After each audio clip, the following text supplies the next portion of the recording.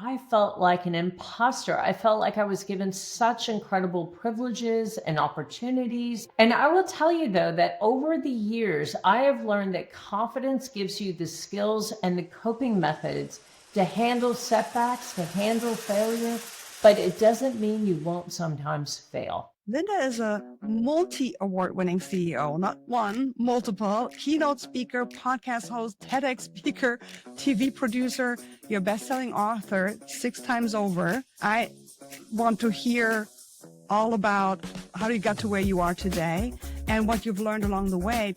So with that said, welcome to the show, Linda. Today, talk about how leaders create a transformational shift that propels them toward the future that they're aiming for.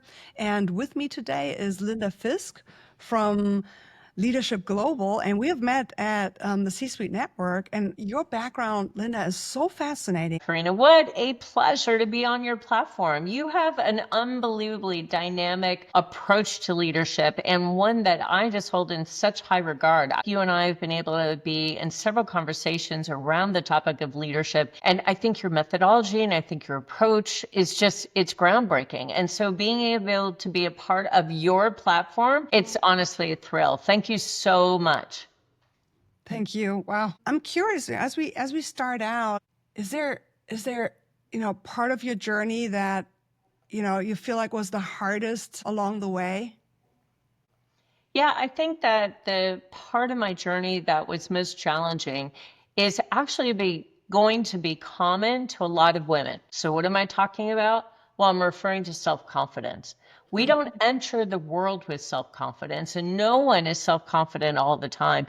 And simply talking about being confident won't help you actually gain self-confidence. And we women have, I think, particularly difficult time developing self-confidence. Compared with men, women don't consider themselves ready for promotions. They predict they'll do worse on tests. They generally underestimate their considerable abilities. And yet self-confidence is linked to almost every single element involved in having a happy and fulfilling life. So early in my career, I felt like an imposter. I felt like I was given such incredible privileges and opportunities at platforms, and I was the beneficiary of many, many promotions and opportunities to lead teams and take the helm on various projects. And I never felt worthy. I never felt like I was well equipped for the challenges that had just been given to me. I didn't feel equipped. I didn't feel worthy. I didn't feel that I could provide the value that my supervisors expected. And I will tell you, though, that over the years, I have learned that confidence gives you the skills and the coping methods to handle setbacks, to handle failure, but it doesn't mean you won't sometimes fail. Self-confidence simply means that you'll handle those challenges and not be crippled by them, right? So it doesn't mean you won't hit setbacks, failures, but even when things don't turn out anywhere close to what you planned, you'll be able to avoid beating yourself up. There were some of those experiences where I was wildly successful, but there were also a few where I would say I was a tremendous failure. And I think that it's how you deal with those setbacks, those obstacles, those roadblocks, even those failures that determine how well you're going to be positioned for the next challenge. So I would ask your audience, reflect for a moment on how self-confident you actually think you are. How confident do you feel when you're making a presentation at work or maybe talking to a stranger? Well, what I learned through the early stages of my career is that you and only you can make new things happen in your life. If you wait for serendipity to provide you with good fortune or with increased confidence, you're going to be waiting a long time. And you have to realize that the path towards self-confidence is one that only you can travel. No one else can do it for you.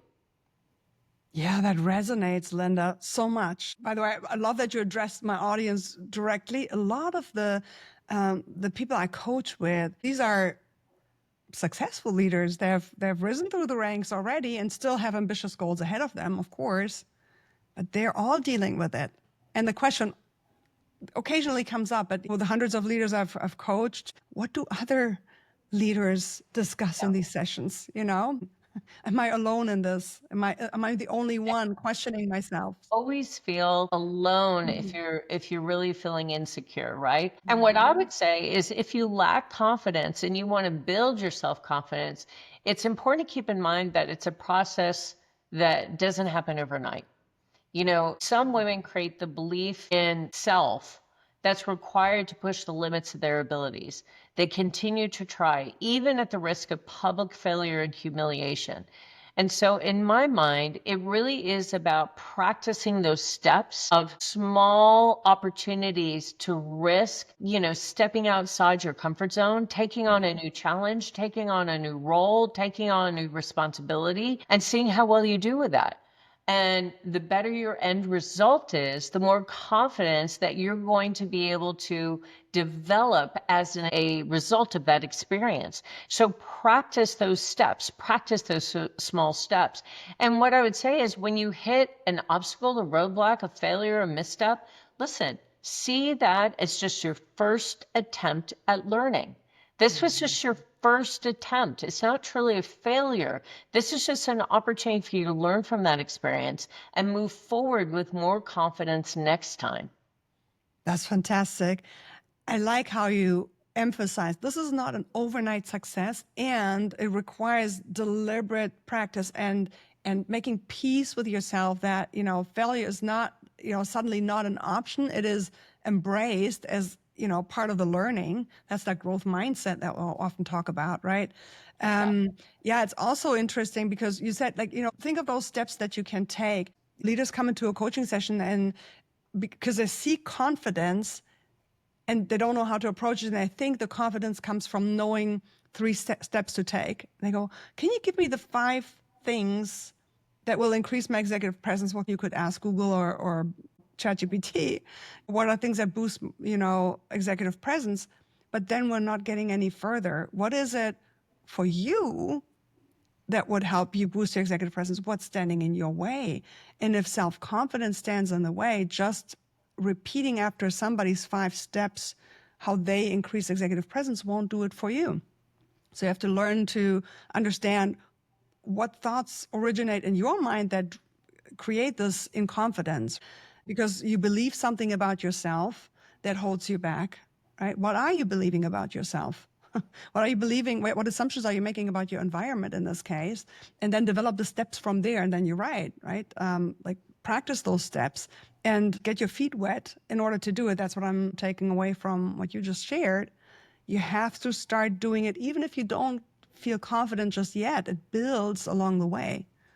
So smart. That's absolutely true. Exactly right on. Thank you so much for noting that, Karina.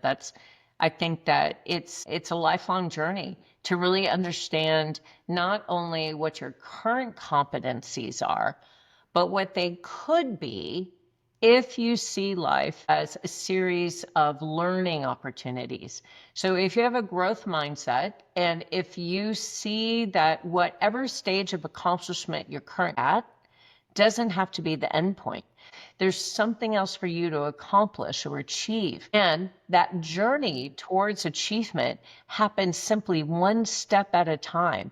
So if you really adopt a growth mindset where you see life as a series of learning opportunities, then no matter how extraordinary you are right now, no matter your list of accomplishments and achievements, you can be even more depending on where it is that you set your sights to grow and to develop as a leader. Yeah, thank you for outlining that.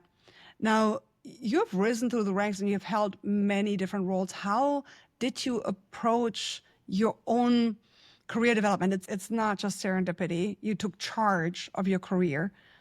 How did you approach that? What's your principle there? Yeah, I will say that I've always been very much a fan of the growth mindset.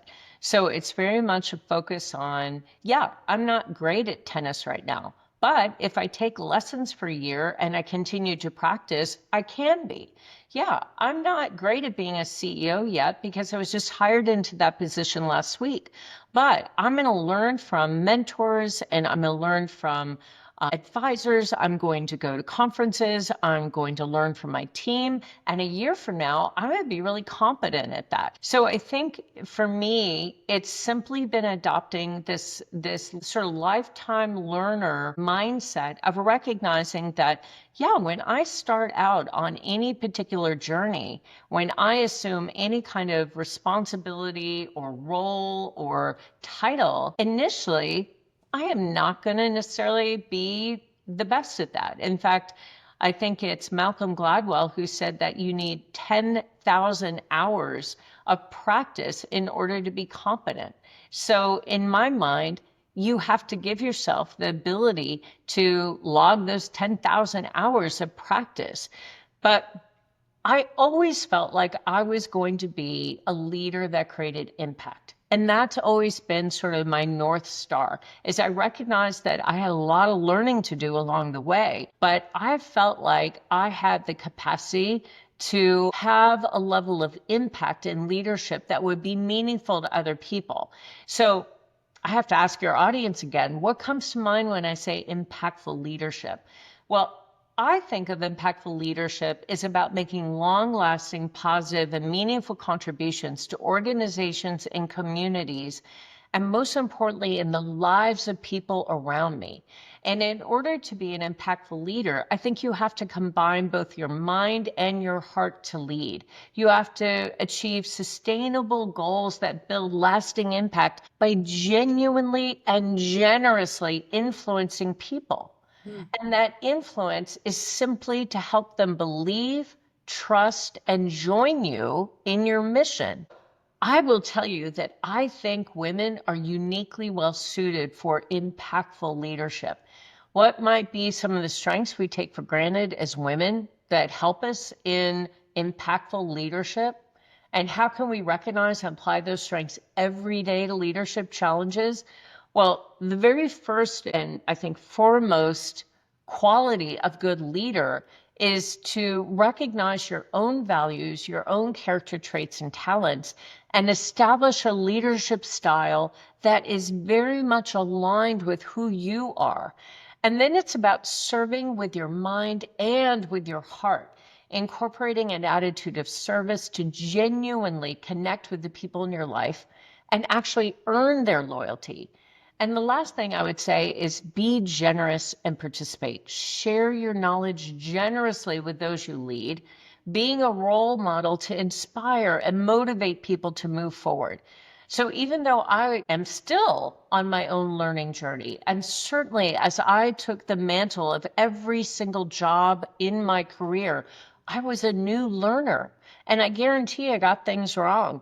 But I always had the commitment to share my knowledge generously with those I led, to try to be a role model that inspired and motivated people, and to absolutely lead in a style that was very much aligned with my own values, my own character traits, and talents. I like your definition of leadership. How do you lead in such controversial times? Leadership is not the same anymore. Now there's more awareness. There are so many different conversations going on. And before we joined this recording, you shared with me, you have so many different areas of expertise that we could talk about. And the one thing that you shared was also leading people who are different from you, who have different opinions. And in this world today, we have no lack of opinions, no lack of division, no lack of challenges. How do you lead in that space? What have you learned there? Yeah, really what you're talking about is almost situations that feel like a crisis, right? They feel more urgent. They feel much like in the early days of COVID, there was this impending sense of nervousness, uncertainty, and really this impending sort of sense of crisis. And I would say, again, men and women both have equal opportunities to be inspiring impact leaders during times of crisis. But I will say empathy, humility, and self-knowledge are the keys to leading in times of crisis. And interestingly, introverts tend to overperform in a crisis. They tend to be much more focused on others. They tend to be much more open to listening and learning. And I would also say, and women have been proven to hold a key advantage in crisis situations because women tend, not always, but tend to excel in soft skills. In fact, a study by the global consulting firm called Hay Group found that women outperform men in 11 out of the 12 key emotional intelligence competencies. In fact, the Hay Group found that women leaders tend to slightly outperform men in most of the leadership skills that reference emotional intelligence or the ability to manage the way you approach others. And women tend to excel in relationship and in empathy. And let me just say again, empathy wins in a crisis. But the difference in leadership between the genders grows even larger during any sort of time like we're living in right now, times of uncertainty, times of crisis. Female leaders express more awareness of fear than team members may be willing to admit. They have a concern for the well-being of those around them, and yet they still tend to communicate confidence in their plans. These are essential leadership capabilities: professionalism, the ability to network, the ability to collaborate, the ability to communicate both orally and written, the ability to think critically. And I think creating competencies and behaviors that are required in a crisis situation by leaders is incredibly, incredibly important. And that includes, again, a lot of the soft skills, having authentic communication and leadership styles, navigating through discomfort, giving and receiving actionable feedback, listening to feedback, listening before you make a decision of the input and the experience and expertise of those around you, setting and reasserting boundaries, negotiating on behalf of yourself and your team. All of those things really matter in a crisis situation, in a time of urgency, and women do tend to have a unique leadership capability in those areas that position them well to thrive in the kind of rapidly evolving global workplace that we're living through right now. Yeah, yeah, fascinating. What I'm hearing is that despite any crisis, you found a way to navigate through that, to help others, to help the organization and yourself. And, leads me to a question that came up earlier too, is self-advocacy is a big topic, and especially for women. And some people don't feel comfortable with self-advocacy. There's this mindset that self-advocacy is just selfie bragging, right? But it's so important from my point of view. It's so important in anyone's career. Self-advocacy, including political savvy, that goes hand in hand. And it doesn't mean you need to be a political animal, but it means you need to exercise some key traits and take charge of it, which you seem to have done really, really well. I've never heard anybody saying, and the TED Talk came to me. Can you talk a little bit more about self-advocacy and what that means in your life? I will say that as I noted early in my career, I, like many, many other women, in fact, I'd say the majority of women, did struggle with a sense of confidence and being able to set aside that imposter syndrome. But then again, once you start adopting this lifelong leadership, lifelong learning mindset where you recognize that every single experience is the opportunity to learn. And I will also say that I think that women particularly need to be very intentional, very purposeful about the women that surround them. They need to be very clear about the connections and relationships that they are creating in their own life. Are you surrounding yourself with women who are going to lift you up, who are going to remind you of your strengths, your value, your vision? Are you surrounding yourself with women who are going to help you overcome those roadblocks and obstacles? Are you really challenging yourself to ask for support, ask for help, and surrounding yourselves with mentors and advisors that will tell you the truth in love? I will tell you, in my experience, high-performing executives tend to value the perspectives of other leaders. And they tend to value the wisdom that comes from the practical experiences that are learned by others in very similar circumstances to what they're being challenged with right now. But most leaders don't have a safe environment where they can share their concerns. Most C-suite executives often feel that any public show of vulnerability or even uncertainty then introduces risk. Risk of maybe losing the confidence or the respect of their board of directors, their employees, their customers. So being in a community of other leaders that you admire, that you respect, and who have been exactly where you are, allows you to have an outlet to continuously learn and improve in a confidential setting. It allows you to get exposure to new ways of approaching problems and issues, as well as new ways of leveraging opportunities. And in my mind, that is really the difference between those women that are trying to go it alone and those women that surround themselves with a tribe of supporters. And I would say that really importantly, this kind of safe, supportive environment allows you to develop really deep, rich friendships and communities with other leaders that can definitely enrich your professional life, but also your personal life. So I think being intentional and purposeful about choosing a leadership community that supports your unique purpose is absolutely fundamental to success. It can improve the growth and profitability of your organization. You benefit from the hard-won lessons, experiences of other leaders. You have access to best practices on key issues. You receive honest advice and feedback from peers who have no conflict of interest, and allows you to work on the business, not just in the business. And I got to tell you, that was the big difference in my life.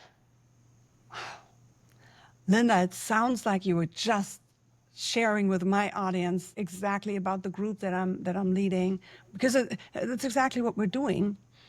And this is a group of leaders from different industries, different companies, all working together in what I call a leadership lab, playing together in the sandbox, practicing in a safe environment where you're not being judged, where everybody's in the boat to figure it out and get stronger and learn together and give each other feedback, exactly to that point that you were making, because there's no political agenda. You're not competing for the same promotion in the same company. Here you are with other leaders from different companies, different industries, and you're learning together and you're encouraging each other, and that is your tribe.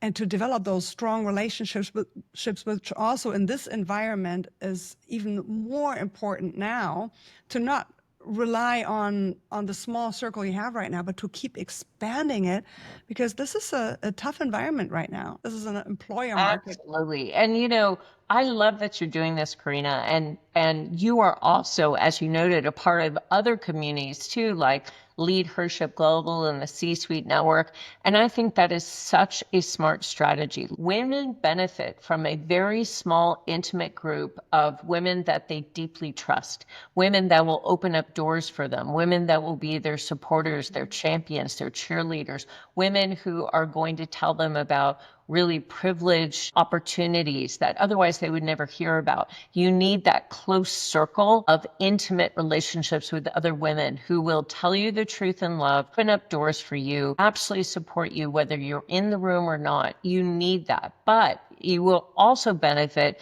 from being a part of really large communities and networks that force you to really see the world from different perspectives, to be in community with different kinds of leaders. And that's why, again, I'm so excited that you're part of not just the community you're creating, but you're part of Leadership Global and C-Suite Network as well. And for me, Leadership Global is very much aligned with your mission, your vision, and what you're creating, Karina, because this is a place where women of extraordinary accomplishment can come together for growth that transcends titles. It's a private, curated community committed to purpose, profit, and personal legacy.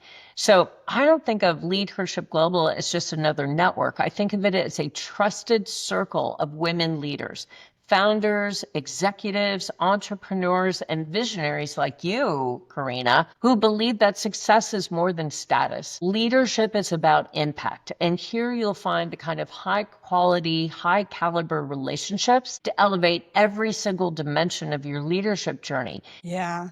And two things I want to add to what you just said, and thank you so much for outlining, what Leadership Global really does and what it is. I love how you outlined that Leadership Global is is this true community. On the first day I've met you, I remember that was at a C-suite event. I saw these encounters between you and your group. I thought, this is different. She cultivated a culture, an atmosphere of mutual support and respect. You're looking to build something together. And this creates my second point here. Sometimes people come into a group and they figure in that group there was only one person that was similar to me, but that's a taker's mindset, not a giver's mindset. We learn from everybody, and sometimes if we don't learn, are we in that with the right attitude? Maybe this is the opportunity to mentor somebody, right? Build a relationship. Yes, I love that. And that is why I'm so excited about the impact you're going to have on the lives of thousands of other women all around the world, because Leadership Global is curated. It's not crowded. Unlike mass market communities, we are intentionally designed to foster deep, trusted relationships with a highly curated circle of incredibly accomplished women peers. We don't believe in waiting lists, closed doors, or narrow definitions of success. Our members reflect a very diverse set of industries, backgrounds, and even stages of leadership, from corporate executives to entrepreneurs, board members to nonprofit founders. And the kind of leadership that you teach and train, that you coach and consult about, Karina, really talks about personalized growth. Right? It's really about ensuring that every single person that works with you receives a customized sort of experience, customized support aligned to their vision. And I think that your kind of executive coaching allows people to really transform their leadership from what they've understood it has to be to what is aligned with their vision, their values, their unique characteristics and attributes.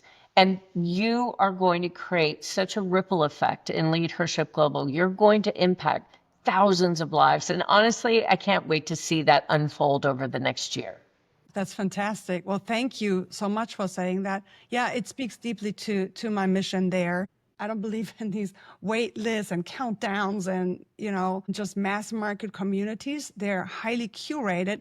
And I think the connector that I see between both of us here is, again, fostering a certain culture. So in my group, I filtered out people, or I listened for specific attributes in a conversation. Why do you want to come into this group? How do you approach when somebody asks you a question, or when I'll ask my group, don't try to impress one another. We're not here in the corporate world where you have to kind of have your guard up and you're trying to impress everybody. We're here to learn and grow together. In order to do that, if we just try to make another impression and be top dog and kind of everybody one-ups each other, we're not going to get anywhere. We're trying to figure things out together. And I think you have done that so well with Leadership Global. Every member of Leadership Global receives customized support, really aligned to her vision. We try to ensure that we are really focused on whole women leadership, not one-dimensional development. We try to create space for growth professionally, personally, but most important, purposefully. Yeah, that's beautiful.